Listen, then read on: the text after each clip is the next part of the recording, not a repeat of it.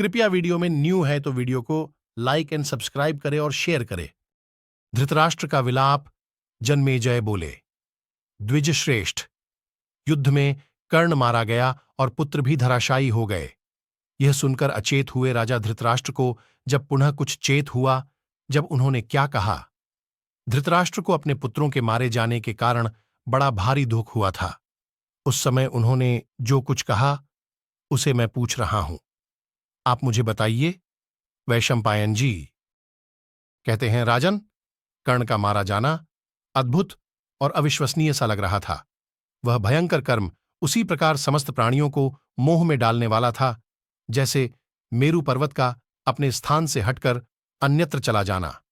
परम बुद्धिमान भृगुनंदन परशुराम जी के चित्त में मोह उत्पन्न होना जैसे संभव नहीं है, जैसे भयंकर कर्म करने वाले देवराज इंद्र का अपने शत्रुओं से पराजित होना असंभव है, जैसे महातेजस्वी सूर्य के आकाश से पृथ्वी पर गिरने और अक्षय जल वाले समुद्र के सूख जाने की बात मन में सोची नहीं जा सकती।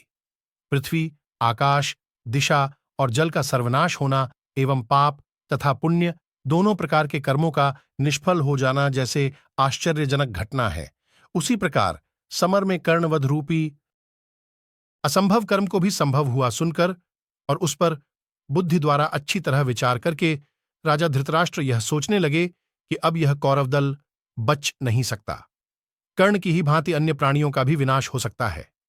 ये सब सोचते ही उनके हृदय में शोक की आग प्रज्वलित हो उठी और वे उससे तपने एवं दग्ध से होने लगे। ऐन के सारे अंग शिथिल हो गए।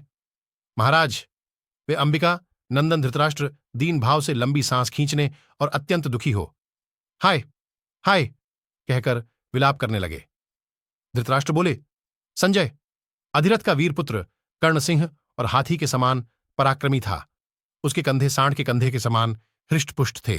उसकी आंखें और चाल ढाल भी सांड के ही सदृश थीं। वह स्वयं भी दान की वर्षा करने के कारण वृषभ स्वरूप था। रणभूमि में विचरता हुआ कर्ण इंद्र जैसे शत्रु से पाला पड़ने पर भी सांड के समान कभी युद्ध से पीछे नहीं हटता था। उसकी युवा अवस्था थी।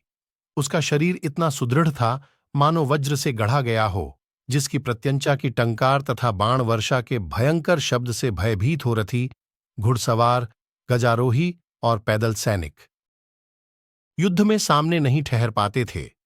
जिस महाबाहु का भरोसा करके शत्रुओं पर विजय पाने की इच्छा रखते हुए दुर्योधन ने महारथी पांडवों के साथ वैर बांध रखा था, जिसका पराक्रम शत्रुओं के लिए असह्य था, वह रथियों में श्रेष्ठ पुरुष सिंह कर्ण युद्ध स्थल में कुंती पुत्र अर्जुन के द्वारा बलपूर्वक कैसे मारा गया, जो अपने बाहुबल के घमंड में भरकर श्रीकृष्ण को, अर्जुन को तथा एक साथ आए हुए अन्यान्य वृष्णिवंशियों को भी कभी कुछ नहीं समझता था, जो राज्य की इच्छा रखने वाले तथा चिंता से आतुर हो मुंह लटकाए बैठे हुए मेरे लोभ मोहित मूर्ख पुत्र दुर्योधन से सदा यही कहा कहता था कि मैं अकेला ही युद्ध स्थल में शार्ङ्ग और गांडीव धनुष धारण करने वाले दोनों अपराजित वीर श्रीकृष्ण और अर्जुन को उनके दिव्यरथ से एक साथ ही मार गिराऊंगा।